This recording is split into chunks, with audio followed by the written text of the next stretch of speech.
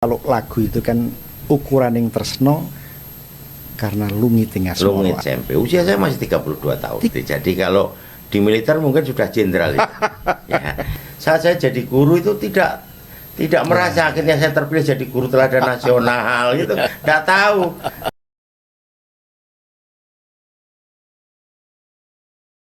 Halo sahabat Indonesia, Assalamualaikum warahmatullahi wabarakatuh. Waalaikumsalam warahmatullahi Ya, kali ini wabarakatuh. kita akan mengulik masa lalu.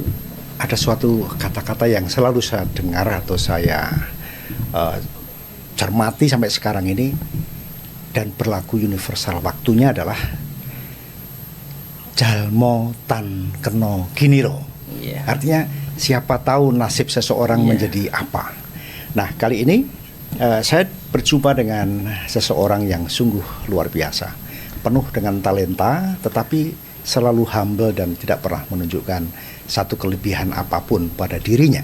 Ini luar biasa dan mudah-mudahan ini adalah menginspirasi generasi muda untuk lebih bisa percaya diri dan bahwa ke depan tergantung kepada apa yang kita lakukan. Hadir pada kesempatan kali ini seorang yang berlatar belakang di dunia pendidikan. Dialah yang saya sebut seorang Pak Teguh Supriyadi. Selamat datang di studio Pak Teguh. Iya, terima kasih. Assalamualaikum warahmatullahi wabarakatuh. Waalaikumsalam warahmatullahi wabarakatuh. Sehat Selamat sekali. pagi Pak Mol. Alhamdulillah sehat. 30 tahun yang lalu rasa-rasanya wajahnya Pak Teguh juga seperti ini juga ini. Enggak ada perubahan. Apa 40 rahasianya? mungkin, 40 bukan 40 tahun 30. yang lalu. 40 tahun yang lalu. Rahasianya apa? Bapak bisa mempertahankan cahaya wajah masih tetap seperti yang dulu yang saya pernah kenal itu. Alhamdulillah. Jadi kita mengalir saja Pak Mol. Jadi apa yang kita hadapi dan apa yang kita jalani kita terima sebagai sebuah kodratillah. Sehingga kita boleh berobsesi tapi jangan terbelenggu oleh obsesi itu. Oh, luar biasa. Tapi jangan sampai orang tidak punya obsesi. Gitu. Maka dia mati suri ya. Ya, kita gurun deso, nyebrang kali, bawa sepatu dipegang, tidak dipakai karena jalannya masih becek. Ya, akhirnya ketemu penyerang lagi. Pak Teguh, berlatar belakang pendidikan juga apa yang saya tahu, Pak Teguh juga lahir dari seorang ayah yang juga berlatar belakang pendidikan dan begitu banyak saudara yang pada saat itu hampir bisa dikatakan lebih dari 7 lah, katakanlah begitu, adalah sebuah keluarga besar pada saat sekarang. Tetapi pada saat itu hampir semua rata-rata keluarga jumlahnya sebegitu Mas Teguh ya? Iya, bahkan lebih ya? Tidak 7, bahkan antara 10-11 dan itu rata-rata. Orang tua kita orang tua kita punya anak sekian itu jumlahnya. Pada saat sekarang kita memberikan apresiasi yang luar biasa betapa dengan katakanlah kita bicara soal salary pada saat itu juga mungkin luar biasa. Tapi hampir semuanya bisa dikatakan sukses dalam pengertian berkeluarga. Kalau Mas Teguh dari sekolah apa nih Mas? Dulu waktu Dulu kita kan SMP SPG. Semuanya di Bojonegoro Mas ya? Ya, saat SMP SPG kemudian melanjutkan ke IKIP, tapi dia hanya sampai sarjana muda. Sarjana muda. Tapi pada saat itu sarjana muda belum ada achievement yang luar biasa. Adanya hanya sarjana muda, setelah itu ada PGSLP itu. PGSLP ya. Belum S2, S1 belum.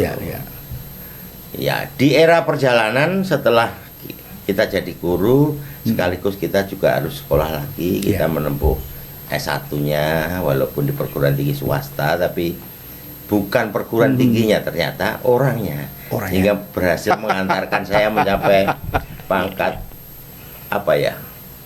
ahli utama di dalam sampai pengawasan. Ahli utama itu pangkat tertinggi sudah di dalam ASN fungsional pengawas sekolah gitu ya. Jadi S2-nya memang saya tempuh di Jogja, tetapi itu hanya untuk memberi kekayaan khasanah berpikir saja. Apa yang menginspirasi Mas Teguh kira-kira untuk bisa capaian seperti saat ini? Apa yang mungkin melatar belakangi atau barangkali punya referensi kepada seseorang begitu? Nah, jadi sungguh saya hanya mengalir saja. Setiap ada event yang taruhlah itu seleksi untuk mengikuti jenjang-jenjang berikutnya saya ikuti begitu aja. Dan alhamdulillah diapresiasi. Bahkan saat saya jadi guru itu tidak merasa akhirnya saya terpilih jadi guru teladan nasional gitu, nggak tahu. Jadi kepala sekolah juga kebetulan baik dan sebagainya gitu aja. Di dalam dinamika bernegara ini, saya kira banyak teman-teman Mas Teguh yang terjun di dunia politik. Mas Teguh tidak pernah tersirat untuk menyelami dunia itu, Mas? Kalau menyelami ya, kalau mengamati ya, tapi kalau terjun ke praktis, insya Allah saya tidak punya pikiran seperti itu. Kenapa itu? Kan sangat menarik, Mas. Iya, dunia politik itu memang menarik. Ya. Bagi mereka yang kondur. Tapi kalau seperti saya itu sudah tercetak sebagai orang yang selalu jujur, selalu menyampaikan hal yang terbaik. Kita tidak akan punya hal-hal yang sifatnya ada unsur menipu itu ya, akhirnya kita berseberangan dengan hati nurani ya. Berbicara soal Bojonegoro, Mas Teguh, di saat kita masih berada di level pendidikan sekolah menengah pertama, Bojonegoro bukanlah apa-apa. Bahkan kita kalau kirim surat, kalau kita kirim surat mesti Bojonegoro kota debu. Nah, sekarang apa yang dilihat oleh mata di seluruh Indonesia bahwa Bojonegoro menjadi kota kabupaten kota yang memiliki PAD besar. Apa yang Mas Teguh lihat sekarang kondisi dinamika kota Bojonegoro itu? Dari aspek pendidikan ini. Ya, PAD besar, kemudian itu karena bagi hasil yang diberikan oleh pemerintah pusat kepada kita itu cukup besar. Tapi sebenarnya siapapun pemimpin, dalam hal ini bupati yang terpilih sudah mengapresiasi bidang pendidikan, tapi belum seimbang dengan anggaran daerah. Karena saya justru sangat melihat bahwa tahu-tahu kok uang APBD dibantukan kepada daerah lain, sementara kebutuhan di bidang pendidikan, terutama fasilitas fisik, sarana prasarana itu belum begitu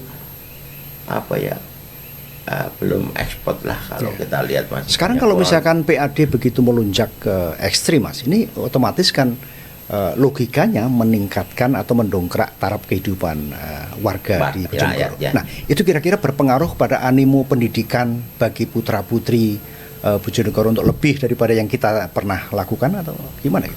Jadi ada dua sektor pendidikan dan sektor kesehatan. Itu sebenarnya mendongkrak betul. Sangat mendongkrak. Pada level kehidupannya rakyat Bojonegoro sebenarnya harusnya terdongkrak secara maksimal karena APBD-nya besar. Tapi saya selaku pengamat karena kami mengamati saja karena tidak terlibat mengelola, belum signifikan, masih banyak PR-PR yang harus diselesaikan. Tapi sedikitnya dalam 10 tahun terakhir ini perubahan sudah luar biasa. Paling tidak di sarana prasarana, infrastruktur. Kalau kita masuk ke sekolah itu, di sekolah-sekolah tertentu itu sudah sangat layak lah, sudah bagus, bahkan plus. Tetapi dampak terhadap dalam hal ini orang-orang yang bekerja di bidang pendidikan maupun anak-anak yang belajar itu memang kok belum begitu memiliki dampak yang baik gitu menurut saya. Dibanding dengan perubahan kultur, tingkat perekonomian yang begitu terdongkrak sangat luar biasa. Nah, sekarang yang mengartikulasikan kepentingan pendidikan supaya betul-betul bisa kalau kita bicarakan terdongkrak, itu kira-kira ada nggak itu, Mas? Ya harusnya ada. Artikulasi itu berangkat dari internal tertentu. Internal dalam hal ini praktisi pendidikan, para guru, para pengawas, orang-orang yang bekerja di bidang pendidikan itu. Kemudian orang pemerhati pendidikan itu termasuk kritikus pendidikan itu mempunyai peranan yang banyak.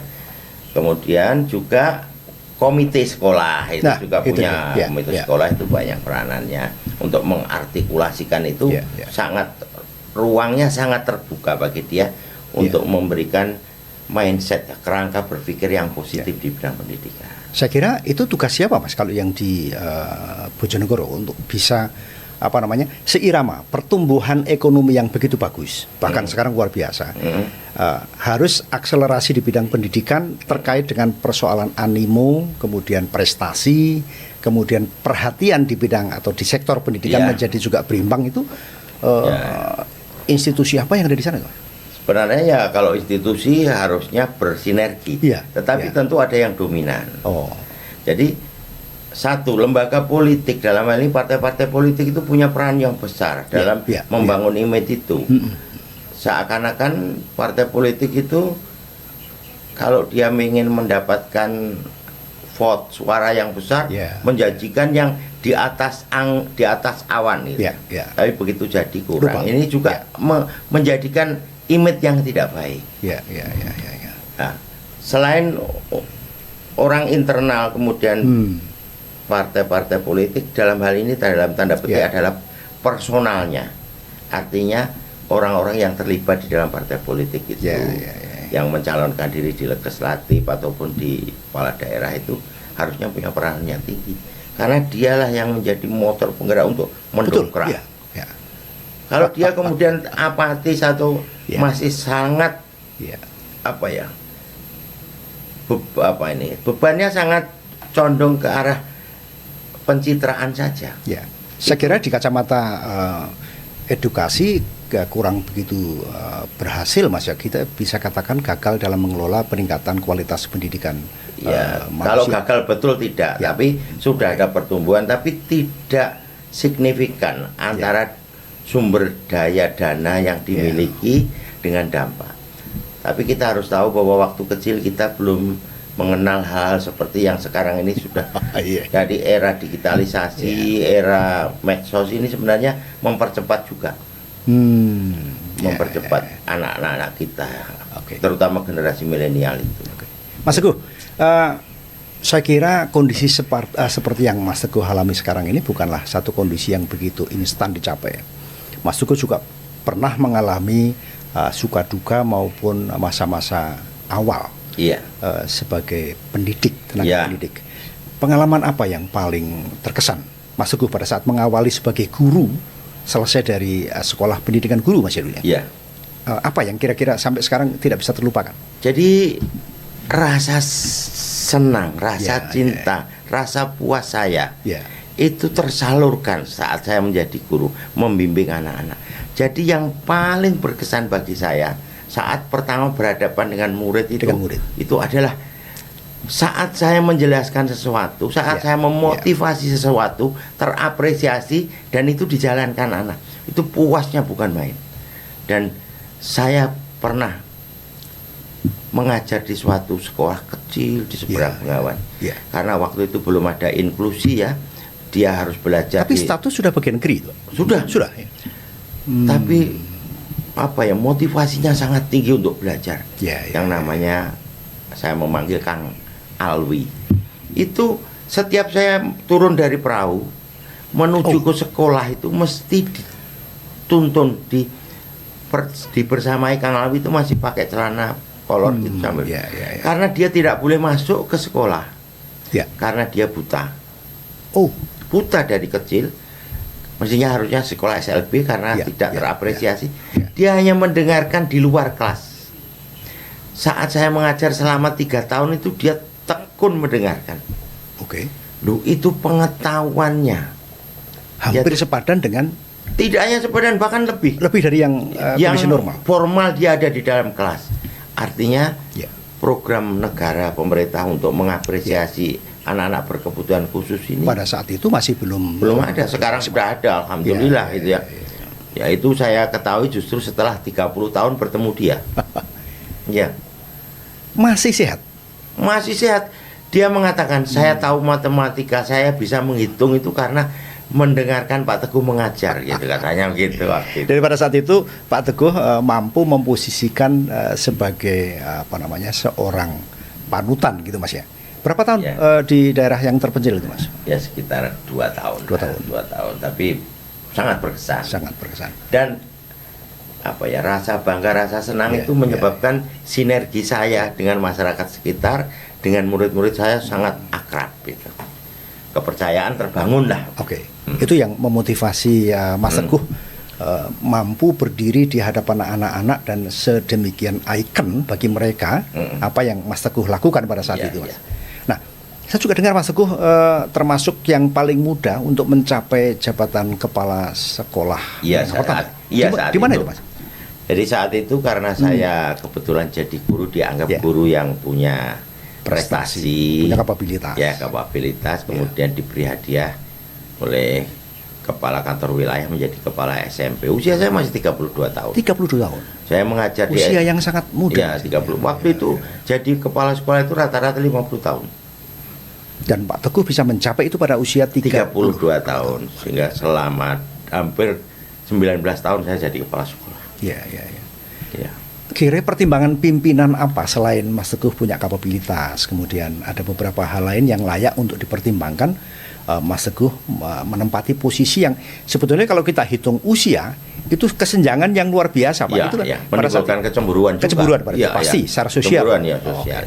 Tapi kan itu mampu memotivasi guru-guru muda yang di bawah lain Bahkan setelah saya saat itu di sekolah saya cara beruntun ikut, keberanian mengikuti dan berpikir ke arah ke depan itu yang kadang-kadang tidak dimiliki teman-teman. Kemudian berani menghadapi tantangan. Kita memang tidak mungkin lah mulus gitu, tidak mungkin, banyak tantangan. Pasti ada persoalan-persoalan besar di lapangan. Nah itu saya berikan contoh, sehingga setelah saya itu banyak, termasuk guru-guru Anda di SMP, mungkin Pak Ali Fatikin, termotivasi dengan apa yang sudah Mas Teguh ikut jadi kepala sekolah semuanya. Dan saya sungguh sangat mengapresiasi karena Mas Teguh tetap konsisten. Kita di dalam dunia pendidikan itu linier, Mas. Masih linear. Tetap konsisten kepada persoalan pendidikan anak-anak bangsa. Insya Allah. Gitu, Dan Mas Teguh saat ini kalau kita lihat di dalam capaian kepangkatan, itu di golongan apa nih, Mas? Sudah perlulah. Ya sudah maksimum. Nah, nanti golongan 1, golongan 2, golongan 3, golongan 4 sudah maksimum lah. Itu. Jadi kalau di militer mungkin sudah jenderal. Artinya begini, saya konsisten di bidang pendidikan itu karena apa? Gitu ya. Ya karena itu sudah menjadi sudah mengkristal dalam diri saya. Walaupun 92 itu saya sudah jadi kepala sekolah, saya tidak berhadapan dengan murid, saya tetap mengeksplorasi, tetap mengupdate diri saya terhadap pengetahuan-pengetahuan baru, sehingga saya bisa memberi contoh guru-guru.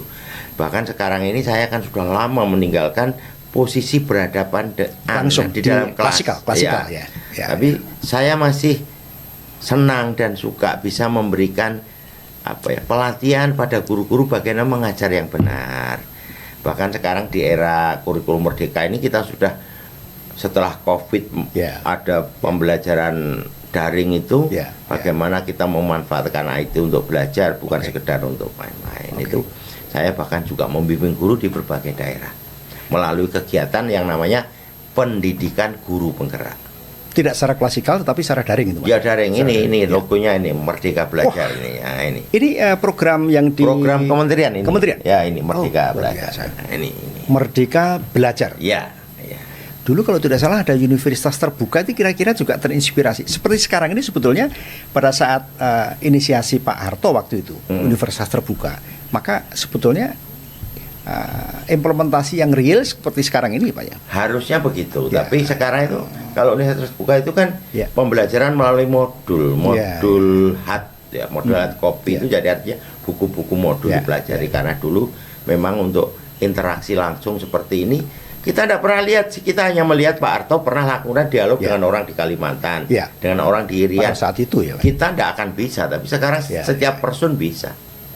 Dari sekian banyak saudara kandung, Mas Teguh, kira-kira ada berapa orang yang menekuni di bidang edukasi atau pembelajaran? Jadi kalau kita berangkat dari kakek kita guru kepala sekolah. Punya mantu satu guru bapak saya. Bapak saya punya anak yang jadi guru saya. Tidak ada yang jadi guru. Kalau pohon buah tak akan jatuh Ya satu saja. jauh dari pohonnya, maka hanya Pak Teguh aja Ya kemudian anak saya jadi guru. Sekarang keponakan ada yang jadi guru gitu ya. Itu profesi yang tidak Mas ya. Profesi yang tidak punya alasan untuk dikatakan profesi yang suram, karena tergantung kepada kita. Achievement kita setinggi apa tergantung dari upaya kita. Suram atau tidak suram itu ukuran ya. Jadi kalau ukuran kita finansial, suram.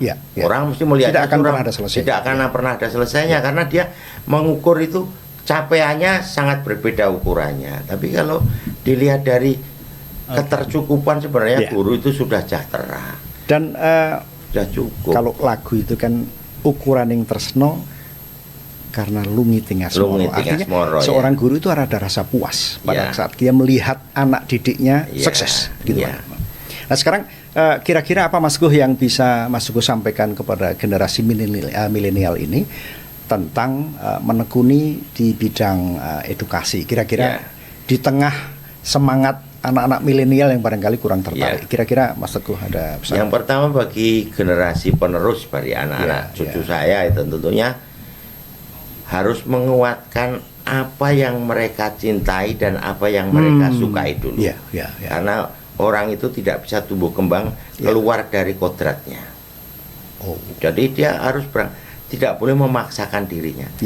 Bagi guru yang mengajar juga tidak boleh memaksakan idealis guru. Beberapa tahun yang lalu kan muncul obsesi mak-maknya dititipkan pada anaknya, itu tidak boleh. Itu tidak boleh. Jadi biar anak tumbuh kembang sesuai dengan kodratnya. Baik zamannya maupun kodrat alamnya. Itu harus seperti itu sebagaimana sekarang diajarkan di dalam Merdeka Belajar itu. Luar biasa. Itu mudah-mudahan memberikan motivasi. Dan kawan-kawan, begitulah wawancara singkat kita dengan seseorang yang dulu bukan siapa-siapa dan sekarang menjadi orang yang sangat dibutuhkan secara keilmuan. Itu juga bisa kita tarik sebuah kesimpulan, perjalanan seseorang pasti tidak akan lepas dari masa-masa sulit. Tetapi manakala kita menekuni masa sulit itu dengan penuh kepercayaan dengan kemampuan kita, dan kita menyenangi kemampuan dan apa yang kita miliki, pasti insya Allah itu akan menjadi sebuah buah atau hasil yang dapat kita petik di kemudian hari. Adalah suatu yang sangat menarik untuk kita dengar perbincangan kita selanjutnya, dan terima kasih atas perhatian rekan-rekan sekalian dan sampai jumpa.